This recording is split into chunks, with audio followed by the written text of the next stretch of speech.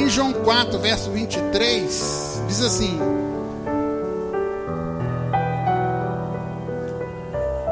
acharam? Mas vem a hora, e já chegou, em que os verdadeiros adoradores adorarão ao Pai em espírito e em verdade. O que é um adorador? O que nós achamos que é um adorador? O que você entende por ser um adorador? A missão principal que nós temos, que Deus nos escolheu, é ser um adorador. Mas não é um adorador simplesmente por ser um adorador, por tocar um instrumento. Nós podemos cantar, celebrar com júbilo e fazer barulho. Mas e o nosso coração? Como que está o nosso coração diante de Deus? Como que nós estamos diante do Senhor? E uma das coisas que Deus colocou para que nós pudéssemos aprender hoje, um dia especial, que é um dia de batismo, a maior razão de todo ser é ser um adorador. Porque no verso 24 ele diz o quê? Porque o Pai procura adoradores. Eu queria te dizer uma coisa interessante. Para a gente ter uma intimidade, ter uma marca na nossa vida, a marca do adorador é saber que o Pai encontrou ele, que Deus encontrou ele. E aqui a gente vê, olha, para que a gente possa gozar dele, ter a alegria dele, a nossa alegria tem que ser ele. E o interessante é que aqui quando fala assim, ele procura adoradores. Por que ele não está escrito na Bíblia que ele procura adoração? E nós vemos por aí várias pessoas com vários grupos dizendo adoração profética, adoração que move os céus, adoração do avivamento. Sabe por quê? Porque o objetivo nosso é como dessa mulher. No verso 22, a palavra diz assim, 22 assim: vós adorais o que não conheceis. É necessário que a gente venha conhecer, saber quem nós estamos adorando. E no caso desta mulher samaritana, ela não conhecia o Deus verdadeiro, então ela tentava levar uma adoração. Mas Deus está procurando adoradores. O principal ponto não é a adoração. Sabe por quê? Porque no livro de Isaías capítulo 6, a palavra de Deus diz que Isaías entrou no templo, e quando ele entrou no templo, a palavra diz que ele encontrou o Deus Todo-Poderoso, e a palavra diz que ele viu por cima do trono os serafins que voavam ao redor do trono, e com 6 asas eles voavam, com 2 eles voavam, com 2 ele tampava os olhos, e com 2 ele tampava os pés. E eles diziam: santo, santo, santo, santo é o Senhor dos exércitos. Isso significa que no céu Deus já é adorado, já tem adoração no céu. Significa que Deus não está necessitando de uma adoração, mas Ele está necessitando de adoradores. E para se tornar um adorador, você precisa ir para o íntimo.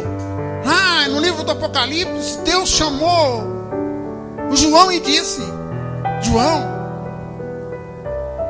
A palavra diz que quando João olhou, a palavra diz que ele estava no dia, em espírito, no dia do Senhor. Ele estava no dia, como um adorador, pronto a receber a mensagem de Deus. E quando ele olhou, quando ele virou, ele viu quem? 7 castiçais, que significa a igreja, o lugar dos adoradores. Nós não podemos adorar a Deus se nós não estivermos na igreja.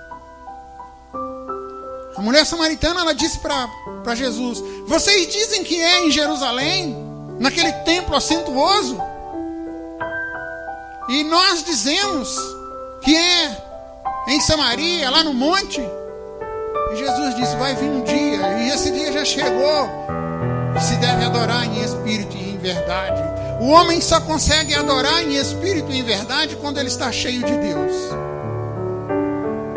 Quando o seu espírito é transformado, ele diz para Nicodemos: Nicodemos, é necessário você nascer de novo. É necessário você se tornar um adorador, porque eu procuro adoradores, aqueles que têm a minha marca. Não é nem neste monte nem naquele. É na minha casa, que é casa de oração. Porque é um corpo, e o corpo se movimenta, e o corpo traz a adoração, faz a adoração acontecer. Os verdadeiros adoradores, eles adoram se prostrando diante de Deus.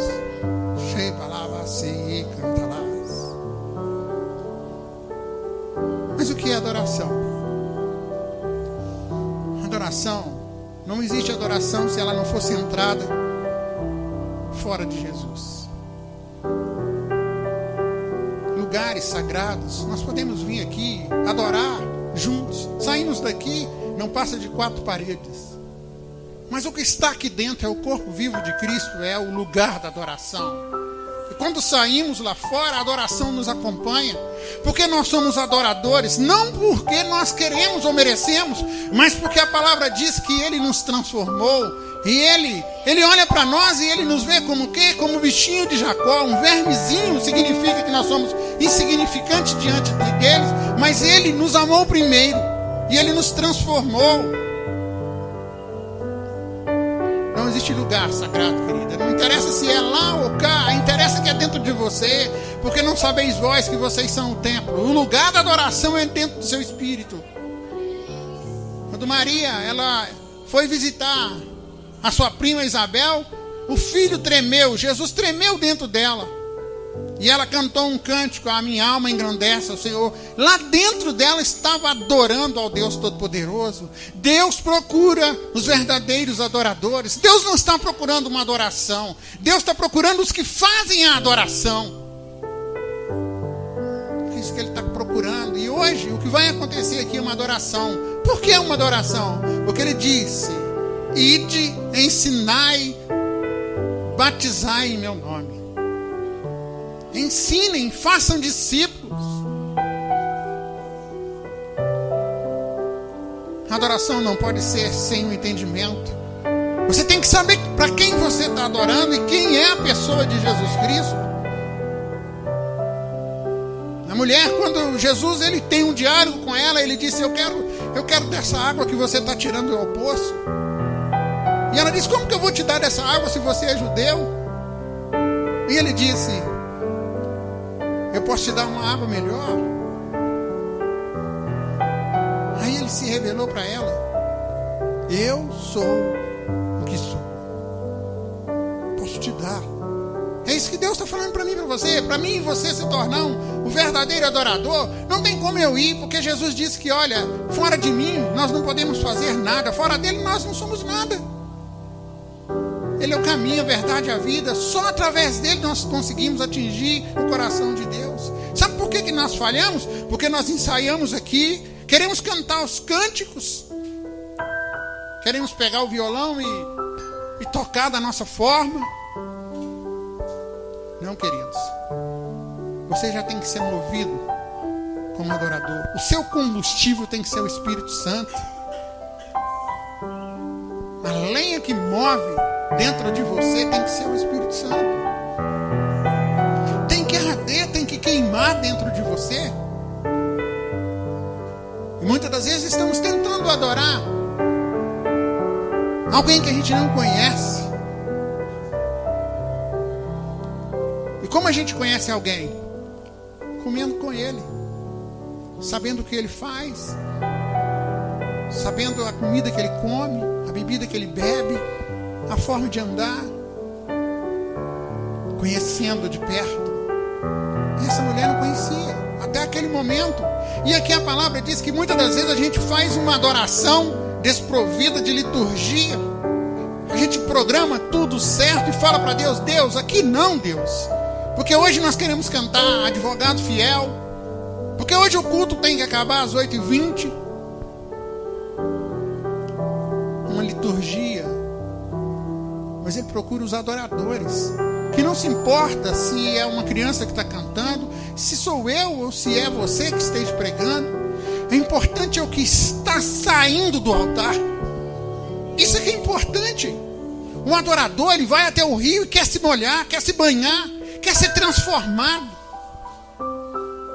em verdadeiro adorador, para que quando Deus precisar de você e falar, vai lá na rua direita, oh, verdadeiro adorador, eu preciso de alguém para ir ao hospital, e você se levantar e ir. Sabe por quê? Porque você não faz um ritual vazio. Marcas de intimidade com Deus é ser um verdadeiro adorador todos os dias. Não é simples canção, não é simples vir para a igreja, mas você ser a igreja verdadeira, transbordante, é o que Ele está falando para mim e para você. A adoração não pode ser descentralizada da pessoa de Cristo. Ela não conhecia Jesus Cristo. Ela adorava alguém, um ritual que passou de pai para filho, mas ela não foi até lá. Quando ela teve o diálogo com Jesus, ela falou: meu pai Jacó, o dono desse poço, o dono da minha vida, é meu pai Jacó. Jesus disse para ela: você ainda não me conhece, eu quero te fazer uma adoradora. E hoje Ele está te convidando a que você seja uma verdadeira adoradora. Se entregue a Ele. Houve uma entrega que naquele momento ela ainda tentou mudar a conversa. Aí Jesus falou para ela o quê? Vai lá e chama seus maridos. Ela disse: eu não tenho marido. Aí Ele falou: eu vou te mostrar que eu sou aquele que faz os adoradores. É verdade, você já teve 5. E agora, o 6º que está contigo não é teu. Aí ela virou para Jesus e falou o que com ele? Você é profeta, o Senhor é profeta. Imagina Jesus. E a palavra diz que era necessário, no verso 4 fala que era necessário Jesus passar naquele lugar. Sabe por que era necessário Jesus entrar ali? Para fazer um adorador que adora em espírito e em verdade. Hoje esse é o dia. Sabe quem foi o 7º marido daquela mulher? Jesus. E aqui a gente aprende: a nossa adoração não pode ser vazia.